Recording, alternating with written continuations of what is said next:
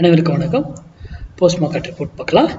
இன்னைக்கு காலையிலேயே market open ஆக முன்னாடி ப்ரீ மார்க்கெட் அனலைஸில் எந்த ஸ்ட்ரைக் எப்படி இருந்தால் என்ன நடப்பதற்கான வாய்ப்புகள் இருக்குன்னு அப்டேட் பண்ணியிருந்தோம். அது என்ன நடந்திருக்கான்னு பார்க்கலாம்.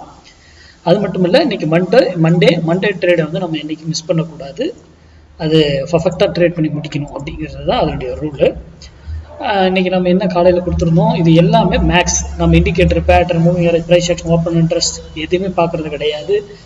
நம்ம எந்த நியூஸ் யார் சொன்னாலும் ஏறுது இறங்குதுன்னு சொன்னாலும் நம்பாதீங்க, இன்க்ளூடிங் மீ. நான் சொன்னாலும் தான் நம்ம வேல்யூ என்ன சொல்லுது, அதுக்கு என்ன செய்யுது, அதை மட்டும் நம்புங்க. ஓகேங்களா? மார்க்கெட்டில் இன்னைக்கு நம்ம என்ன சொல்லியிருந்தோம், 23,700 காலு 108 ரூபாய்க்கு மேலே இருந்தால் மார்க்கெட் வந்து அப் சைடு, அதுக்கு கீழே இருக்கிற வரைக்கும் இருந்தால் டவுன் சைடு. அப்போ என்ன செய்யுதுங்க, மார்க்கெட்டு காலையில் 98 ரூபா தான் அங்கேருந்து இறங்கினது தான். எகைன் இங்கேருந்து ஏன் திரும்பிச்சு, இதுக்கான ஆன்சர் உங்ககிட்ட இருக்கும். இல்லை, நீ இங்க வரும்போது மட்டும்தான் நீங்க முடிவு எடுக்கணும். இன்னைக்கு இந்த ஸ்ட்ரைக் இந்த விலைக்கு போகலனாவே மார்க்கெட் வந்து இனி அப்சைட் எவ்வளவு ஏறினாலும் இதை பிரேக் பண்ணாத வரைக்கும் இறங்குறதுக்கு தான் ட்ரை பண்ணும் மார்க்கெட். அப்போ மார்க்கெட்ல நீங்க போய் பாத்தீங்கன்னா இறங்கி இருக்கும், ஏறி இருக்கும், மறுபடியும் இறங்கி இருக்கும், ஏறி இருக்கும், இறங்கி இப்படியே தான் ட்ரேட் ஆயிருக்கும். புரியுதுங்களா?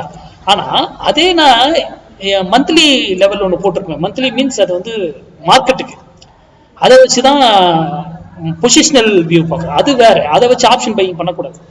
ஆப்ஷன் பையிங் ஏன் பண்ணக்கூடாது பொசிஷனை வச்சுன்றதெல்லாம் இன்னைக்கு தெரிஞ்சிருக்கும். ஏற்கனவே நம்ம அந்த வீடியோவில் தெளிவாக போட்டுருவோம் பாருங்க. மந்த் ஆரம்பிக்கிறதுக்கு முன்னாடியே இந்த மந்த் எப்படி இருக்கும், என்ன நடக்கிறதுக்கான வாய்ப்பு, ஏன் அப்படி நடந்துகிட்டு இருக்குன்றதை மட்டும் போய் செக் பண்ணி பாருங்க. அதை கொண்டு வந்து இன்ட்ராடே ஆப்ஷன்ல பண்ணலாமான்னா அது டோட்டலி ராங். அந்த பொசிஷன் மெத்தடுக்கும் இங்க இன்ட்ராடேல பண்ணக்கூடிய ஆப்ஷன் பையிங்க்கும் மேத்தமெட்டிக்கலா டோட்டலி வேற, கணக்கே வேற, இங்க டோட்டலி சம்மந்தமே இருக்காதுங்க. அப்போ ஏன் இவர் வந்து மேக்ஸ் இந்த புள்ளி எல்லாரும் மார்க்கெட்டு கொடுக்கும்போது இவர் ஏன் புள்ளிகளை கொடுக்குறாரு, ஆப்ஷன் ஸ்ட்ரைக்ல கொடுக்குறாரு? அப்ப ஆப்ஷன் பையர் அவ்வளவு ஸ்கில்ல நம்ம இருக்கணும். இன்னைக்கு நம்ம என்ன சொல்லிட்டோம், 24,300 கால் 108 ரூபாய்க்கு மேல இருந்தா தான் மார்க்கெட் இறங்கு, கீழே இருந்தா மார்க்கெட் இறங்குன்னு சொல்லிட்டோம். அப்போ இவர் இங்க இருந்து இறங்கிட்டாரு. அந்தலயும் சொல்லியிருப்போம், ஒரு விலை வந்துட்டு அதுக்கப்புறம் ஒரு விலையில அது திரும்பி ஆகணும், எய்தர் ஆர் அப் ஆர் அங்கிருந்து டவுன்.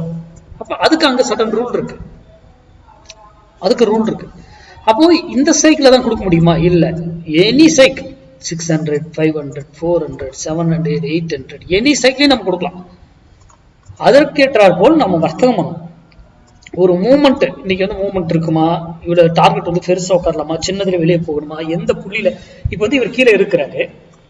இப்ப நம்ம என்ன பண்ணுவோம், புட்டை தான் பை பண்ணணும். புட்டை யாரை பை பண்ணணும், அவரு எந்த வேலையில பை பண்ணணும், அவரு டார்கெட் பினிஷ். இவர் இங்க வரும்போது இங்க வந்துட்டாரா, அவர் அங்க டார்கெட் பினிஷ் கம்ப்ளீட் ஆயிருப்பாரு. அப்போ டார்கெட் அந்த ஸ்ட்ரைக் யாரை எடுத்துக்கணும், அவரை புக் பண்ணணும். அப்போ அவரை புக் பண்ணிட்டு நம்ம வெளியே போயிட்டு இருக்கணும். மார்க்கெட் இறங்கும் ஏறும், இறங்கும் ஏறும், அப்படி எல்லாமே பிடிச்சிட்டு இருக்கலாம் உட்காந்து. நமக்கு தேவையான லாபம் என்ன கிடைச்சதா போதும், அதோட எடுத்துக்கிட்டு வெளியே போய்கிட்டே இருக்கும். ஆப்ஷன் கிளாஸை பத்தி நான் வந்து இந்த பொசிஷன் கிளாஸ் தான் ஆரம்பிச்சு போய்கிட்டு இருக்கேன். அது முடிஞ்சதுக்கு அப்புறம் நான் சொல்றேன். ஜனவரியில இருக்கிறதுக்கு வாய்ப்பு உண்டு. ஓகேங்களா? நிறைய பேர் கேட்டிருக்கீங்க, அதுக்காக சொல்றேன். நன்றி, வணக்கம், வாழ்க வளமுடன்.